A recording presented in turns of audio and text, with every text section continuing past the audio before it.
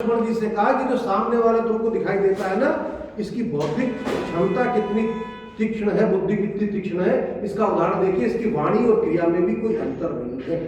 ये व्याकरण का ज्ञाता है, चारों वेदों का ज्ञाता है।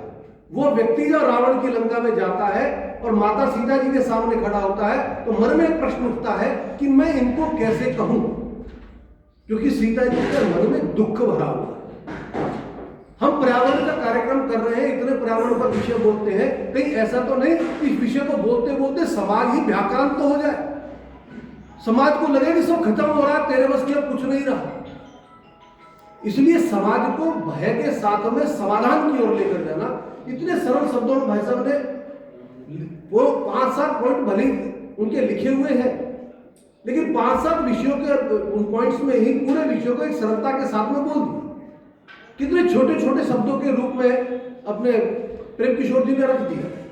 तो ये सरल शब्दों में कैसे रखा जाए, क्योंकि रावण की लंका में अगर कोई विद्वान है तो सर्वश्रेष्ठ विद्वान केवल रावण है। और अगर मैंने यह संस्कृत में अगर इसी देववाणी में संवाद प्रारंभ किया तो माता को यह संदेह हो सकता है कि ये रावण ही भेष बदल कर तो नहीं आया। यह हनुमान जी महाराज की बौद्धिक प्रवृत्ता है कि उन्होंने उस समय पर संवाद लोकवाणी में किया, देववाणी में नहीं किया। कि वाल्मीकि रामायण में लोकवाणी में संवाद करते हैं, जिससे कि माता को यह लग जाए कि कोई साधारण व्यक्ति, कोई बहुत बड़ा विद्वान व्यक्ति नहीं है, ये रावण नहीं हो सकता। इसलिए जिस समाज को हम संदेश देना चाहते हैं, जिस समाज के बीच में हम जाना चाहते हैं, अपनी बात को कहना चाहते हैं, वो इतनी सरल भाषा में हो। अगर यहीं पर कोई कहे कि मैं आपको आज H2O के बारे में कुछ बताना चाहता हूं, तो शायद हम में से जिन्होंने विज्ञान पढ़ा होगा उनको पता होगा कि H2O क्या होता है।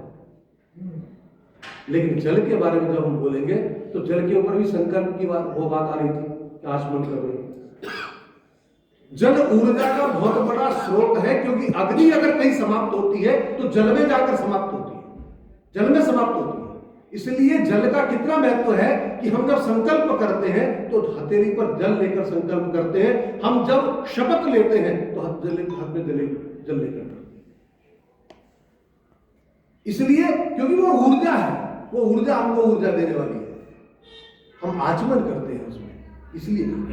इसलिए ये हमारे जल का विषय ऊर्जा है, वो ऊर्जा हमको देती है, उस ऊर्जा को अपने शरीर पे लेना। और हमने बहुत सारे देखे होंगे श्राप दिया, कमंडल में जैसे जल लिया और श्राप दिया, उसका भी वही वैज्ञानिक अर्थ है कि जल में ऊर्जा है, मैंने जो कहा है वो सत्य होगा, क्योंकि मैंने ऊर्जा की शपथ लेकर कहा है और ये ऊर्जा तेरे पर इसी क्रिया को करे। इसलिए वाणी का महत्व है सरल भाषा में, सरलता से अपने विषयों को समझाना, और समाज खुद खड़ा हो जाए। सारे वक्ताओं ने यहाँ पर बहुत बड़ी बातें बोली। अब व्यक्ति कैसे भ्रम में होता है कि कल जैसे बात आ रही थी कि जल के ऊपर बोलते समय किसी ने कहा इतने बड़े बड़े हाइड्रो प्रोजेक्ट नहीं होने चाहिए, सौर ऊर्जा का उपयोग करो। दूसरों ने कहा कि सौर ऊर्जा का प्रयोग करते करते धरती के अंदर इतना तेजाब हमने डाल दिया है कि तेजाब के कारण धरती खराब हो जाएगी, तेजाब का प्रयोग क्या करना। ये जितने भी प्रयोग हो रहे हैं ये मानव के उत्थान के लिए है। मैं कल पंकज चौधरी जी के साथ बहुत समय बैठा, उन्होंने 2 शब्द प्रयोग किए। विकास के स्थान पर अगर हम उन्नति और प्रगति है, समृद्धि, उन्नति, प्रगति, इसके शब्दों का अगर हम प्रयोग करेंगे तो निश्चित रूप से हम उस विकास की दौड़ से हट जाएंगे। विकास की दौड़ में जब व्यक्ति भागता है तो खुद आगे जाने के लिए दूसरों को पीछे धकेलने का भी प्रयास करता है विकास में, क्योंकि वो मेरे से आगे बढ़ता है। ये प्रतिस्पर्धा, पश्चिम की संस्कृति इसी प्रतिस्पर्धा को जन्म देती है, और हम कहते हैं कि हम स्वयं किसी को आगे निकालते हैं। जल के प्रवाह को रोक नहीं सकते, वो अपने आप बहकर जाने वाला है। इसलिए भारत का जो उन्नति का क्रम है वो चक्रीयकार है, ऐसे बढ़ेगा, शीर्ष पर जाएगा, फिर दोबारा नीचे आएगा। उत्थान और पतन का यही चक्र है, और पश्चिम संस्कृति के अंदर उत्थान का चक्र सीधा है। इसलिए जब गिरता है तो एक साथ गिरता है, और उठता है तो फिर धीरे धीरे एक करके उठता है। चक्रीय गति में धीरे धीरे उठता है और धीरे धीरे गिरता है। इसलिए हमारे जो मकानों की भी शैली है, अगर इसको हम देखें तो पौराणिक मकान जब बनते थे तो आर्च पर बनते थे। हम समानता के अधिकार की बात करते हैं, लेकिन एक तरफ झुकाव की बात करते हैं। स्त्री और पुरुष दोनों मिलकर जब सामंजस्य की ओर आते हैं, आर्च की ओर आते हैं और समाज में मिलते हैं, तो मिलने के बाद वो घर के परिवार का निर्माण करते हैं। दोनों को झुकना पड़ता है। पैरेलल अगर उसके ऊपर लेंटर डालते हैं तो अस्तित्व की लड़ाई होती है, और यही अस्तित्व की लड़ाई विकास की लड़ाई है, और इसी लड़ाई ने पर्यावरण का नष्ट किया है। इसलिए जब हम पर्यावरण की बात करते हैं, इतने अच्छे वक्ताओं ने बोला है, इसलिए मैं इस बात को भी कहना चाहता हूं कि हम जब पर्यावरण की बात करते हैं और प्रकृति की बात करते हैं, तो प्रकृति का सीधा सीधा अर्थ है परमात्मा की कृति, जिसको हमने नहीं बनाया, स्वयं परमात्मा ने बनाया है। ममे वांशो जीव लोके जीव भूतो सनातन, गीता में लिखा। गोस्वामी तुलसीदास ने लिखा, मम शरीर ते मम उपजाए। इस पूरे संसार के जीव जंतु, कीट पतंगे, पशु पक्षी, जल जो भी है, ये सब मैंने स्वयं अपने शरीर से किया है। इसलिए जो इस पूरे के पूरे संसार को मेरी ही कृति मानकर देखता है, वो मेरा भक्त कहलाता है। सो अनन्य जाके असी मति न टरई हनुमंत, मैं सेवक सचराचर रूप स्वामी भगवंत।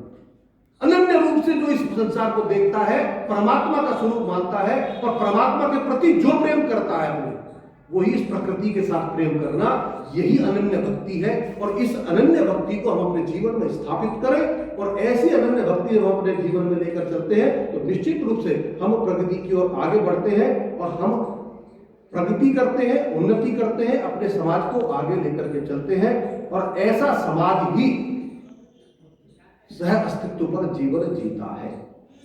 यह सह अस्तित्व का जीवन है। और सह अस्तित्व कैसा है? सहअस्तित्व कैसा है, इस बात को कहकर मैं पूर्ण करना चाह रहा था। संजय ने हालांकि टोक दिया, लेकिन अंतिम मेरा विषय यही था। सहअस्तित्व क्या है? जितना भी पहले बघेल जी कह रहे थे ऑक्सीजन दे रहे, हमको ऑक्सीजन दे कौन रहा है? वृक्ष दे रहा है।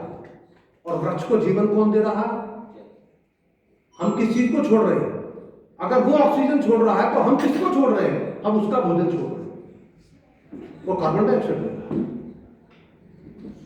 वो मेरे से पर आश्रित है, मैं उस पर आश्रित हूं, और हम दोनों एक दूसरे पर आश्रित हैं। इसलिए इस पूरे संसार में हम सब एक दूसरे पर आश्रित हैं। इस सहअस्तित्व के जीवन को जब हम साथ मिलकर जीते हैं, तब हम परमात्मा के साथ जी पाते हैं। और परमात्मा एक ही है। परमात्मा जिसको ईश्वर कहा है, ईश्वर का अर्थ ही है जो अभी श्रीकांत जी ने कहा, परमात्मा के स्वर को सुनिए तो सही, इस प्रकृति के स्वर को सुनिए तो सही।